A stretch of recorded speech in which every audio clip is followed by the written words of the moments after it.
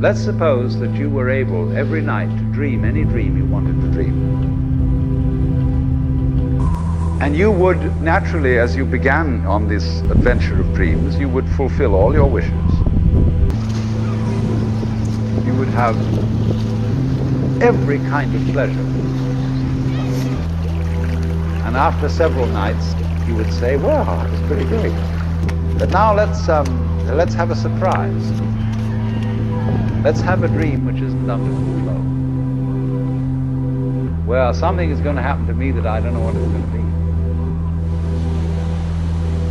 Then you would get more and more adventurous, and you would make further and further out gambles as to what you would dream. Finally, you would dream